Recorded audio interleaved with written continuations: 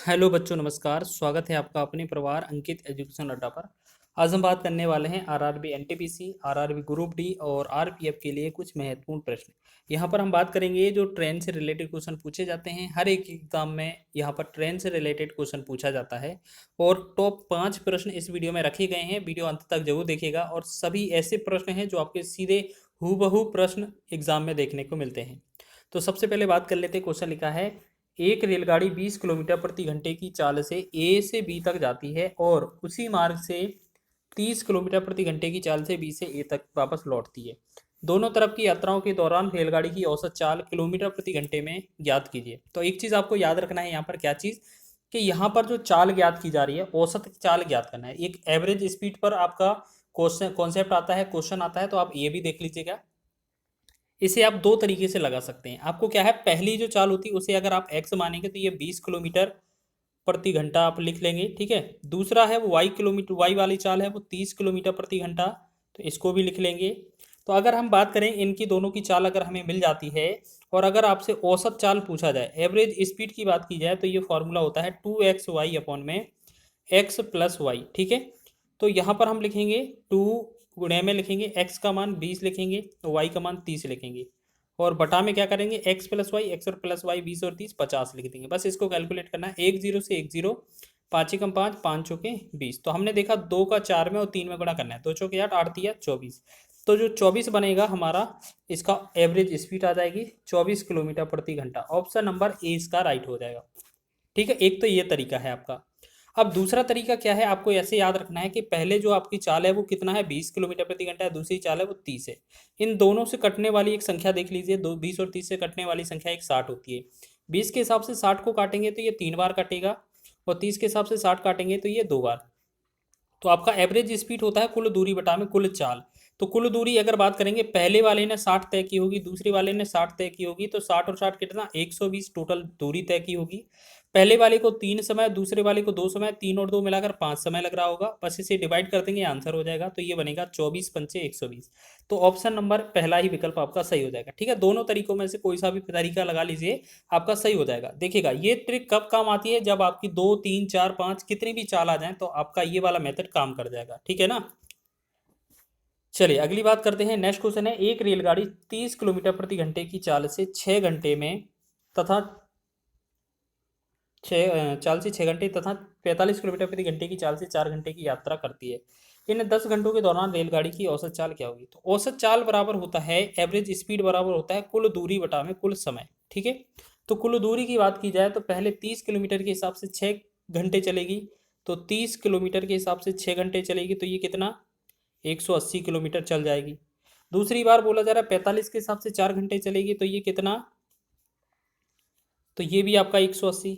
अगर टोटल दूरी की बात किया जाए तो यहाँ पर कितना हो जाएगा, ये आप सीधा 360 लिखेंगे, बटा में कुल समय कितना है, पहले 6 घंटे फिर 4 घंटे, या यहाँ पर सीधा लिख दिया है 10 घंटे। तो 10 से हमें भाग करना है, बस 10 से काटेंगे तो ये हमारा कितना आएगा, 36 किलोमीटर पर आवर। तो ऑप्शन नंबर ए इसका राइट हो जाएगा। समझ रहे हैं, औसत चाल का कई सारे कॉन्सेप्ट होते हैं, आपको कई सारे तरीकों से लगाना आना चाहिए, क्योंकि कभी कभार क्या है, दूरी और समय दिया होता है, चाल नहीं दी होता है, तो हमें निकालना पड़ता है इस तरीके से, ठीक है ना। चलिए आगे बढ़े नेक्स्ट क्वेश्चन की ओर। अगला क्वेश्चन बहुत ही धांसू है आपका, यहाँ लिखेंगे, एक एक्सप्रेस ट्रेन 100 किलोमीटर प्रति घंटे की औसत चाल से यात्रा करती है और प्रत्येक 75 किलोमीटर के बाद 3 मिनट के लिए ठहरती है। 600 किलोमीटर की यात्रा करने के लिए उसे एक्सप्रेस ट्रेन को कितना समय लगेगा। एक बात बताइए, अगर आप मोटा मोटी देखा जाए कि 600 किलोमीटर में अगर आपको जाना है 100 की स्पीड से, आप देखेंगे 600 किलोमीटर को अगर आप 100 की स्पीड से कवर करेंगे तो आप 6 घंटे में कवर कर लेंगे, 6 घंटे में, ठीक है ना। 6 घंटे में कवर कर लेंगे, बिल्कुल ठीक है।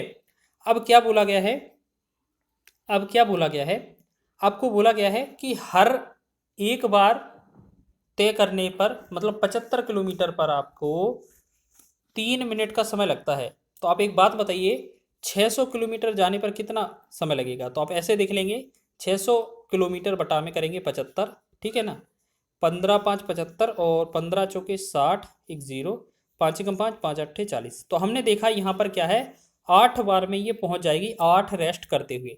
तो पहली बार, फिर दूसरी बार, फिर तीसरी बार, फिर चौथी, पाँचवीं, छठवीं, सातवीं और आठवीं। तो एक चीज़ बताइए, यहाँ से पहली बार रुकेगी, दूसरी, तीसरी, चौथी, पाँचवीं, छठवीं, सातवीं, आठवीं बार रुकेगी। तो एक काम करेंगे ना, तो ये आठवीं बार तो आपका पहुंच ही गया है, तो यहाँ पर रुकने का कोई मतलब ही नहीं बनता, यानी कि लास्ट वाला जो स्टेप है वो नहीं करना है। यानी कि यहाँ पर हम कह सकते हैं कि अगर ये 8 बार में अगर पूरा दूरी कवर कर ली है, तो यहाँ पर 7 बार वो रुकी होगी, 8वीं बार वो क्या है, पहुंच गई होगी। ठीक है ना, 8वीं बार अपने गंतव्य स्थान पर पहुंच गई होगी। तो हम ऐसा याद रखेंगे यहाँ पर कि जितना आपका ये टोटल बार टाइम निकलेगा 8 बार, तो 8 में से आपको एक कम कर देना है, क्योंकि 8वीं बार तो पहुंच ही जाएगी, रेस्ट नहीं करना पड़ेगा। यानी कि उसने 7 बार तो रेस्ट किया हुआ होगा, 8 बार में, तो 8वीं बार में वो पहुंच गई है, 7 बार उसने रेस्ट किया हुआ है। और रेस्ट कितना, हर एक बार में आपका 3 मिनट का रेस्ट है, तो 7 बार में कितना मिनट का रेस्ट होगा, 3 और 7 का गुणा करेंगे तो ये हो जाएगा 21 मिनट का। ठीक है ना। तो आप एक बात बताइए, पहले आपको 6 घंटे लग रहे थे, तो 6 घंटे का मतलब है 6×6=36, यानी कि 360 पहले मिनट लग रहे थे। ठीक है, और यहाँ पर आपको 21 मिनट लगे हैं, तो टोटल अगर हम बात करें टोटल टाइम कितना हो जाएगा, तो 360 और 21 जोड़ेंगे तो ये बनेगा 381 मिनट। ठीक है ना। अब कोई कहेगा ये 8 से गुणा क्यों नहीं किया 3 में, क्योंकि आपको पता है अगर कोई भी व्यक्ति जाता है तो वो पहले 7 बार रुकेगा, 8वीं बार में अगर वह गंतव्य स्थान पर पहुंच जाता है तो उसके बाद का समय नहीं जोड़ा जाएगा, क्योंकि वो रेस्ट में नहीं लिया जाएगा, क्योंकि वो तो पहुंच ही गया है। तो बीच में जितनी बार भी रुका होगा वो हमारा रेस्ट टाइम हो जाएगा, तो 7 बार हमारा रेस्ट टाइम है। ठीक है ना। चलिए आगे बढ़े नेक्स्ट क्वेश्चन की ओर। बहुत ही बेहतरीन क्वेश्चन है अगला भी। यदि एक रेलगाड़ी 42 किलोमीटर प्रति घंटे की औसत चाल से चलती है तो वह एक निश्चित दूरी को 45 मिनट में तय करती है। इसी यात्रा में लगने वाले समय को घटाकर 35 मिनट करने के लिए रेलगाड़ी को किस चाल से चलाया जाना चाहिए। यानी कि एक बात बताइए, पहली वाली दूसरी वाली दूरी से कन्फर्म बराबर लग रही है, एक निश्चित दूरी तय कर रहे हैं, तो हमें याद रखना पहला चाल पहला समय, पहला चाल कितना है 42 है, पहला समय कितना है 45 मिनट है, बराबर पहली चाल गुणे पहला समय बराबर दूसरी चाल गुणे दूसरा समय। तो दूसरी चाल आपको x लिख लेना है, दूसरा समय आपका 35 हो जाएगा। ठीक है, अब ये भी मिनट है ये भी मिनट है, तो करेक्शन करने की आवश्यकता नहीं है, बस इसको कैलकुलेट करेंगे। 7×5=35 हो जाएगा, तो 7×6=42 हो जाएगा, 5×1=5, 5×9=45, यानी कि 6 और 9 का गुणा करेंगे तो x का जो वैल्यू आ जाएगा ये बनेगा 54। ठीक है, एक्स का वैल्यू जो आएगा वो 54 किलोमीटर पर आवर इसका राइट आंसर हो जाएगा। तो ऑप्शन नंबर डी विकल्प सही हो जाएगा। समझ रहे हैं, अच्छा क्वेश्चन है, इस तरीके से आप बना सकते हैं। चलिए नेक्स्ट क्वेश्चन की बात करेंगे। एक रेलगाड़ी की निर्बाधित औसत चाल 45 किलोमीटर प्रति घंटा तथा बाधित औसत चाल 36 किलोमीटर प्रति घंटा है। रेलगाड़ी को रुकने के समय का औसत ज्ञात कीजिए। यानी कि इसमें क्या है, जो गाड़ी रुकती है रुकने का टाइम ज्ञात करना है और समय का औसत ज्ञात करना है, यानी कि जो गाड़ी है वो कितने समय के लिए रुकती है। तो ये कभी कभार क्वेश्चन है रेलगाड़ी पर भी पूछा जा सकता है, ये कभी कभार क्वेश्चन बस पर भी आधारित क्वेश्चन है। बोला जाता है कि यहाँ से एक स्थान तक दूसरे स्थान तक बस को जाना है, बीच में रुक रुक कर बस जाती है, तो कितने बार बस रुकती है, इस तरीके का पैटर्न बनता है। तो आपको याद रखना है, इसमें एक चाल बड़ी होती है एक चाल छोटी होती है। क्यों, बिना रुके चाल बड़ी होगी और रुकते हुए चाल जाएंगे तो छोटा धीमी हो जाएगी। तो कहने का तात्पर्य क्या है कि जो बड़ी चाल है और छोटी चाल है इन दोनों का डिफरेंस लिया जाएगा हर बार। तो 36 और 45 का डिफरेंस आएगा 9।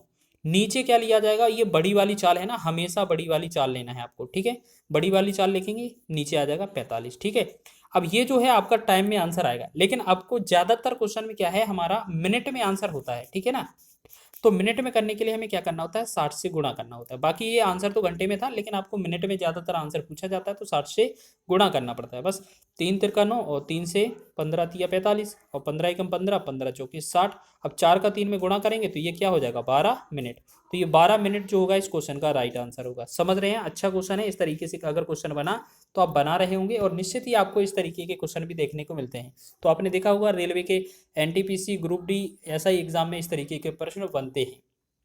वीडियो अच्छा लगा है तो वीडियो को लाइक करें, शेयर करें, चैनल पर नए हैं तो चैनल को सब्सक्राइब कर लें।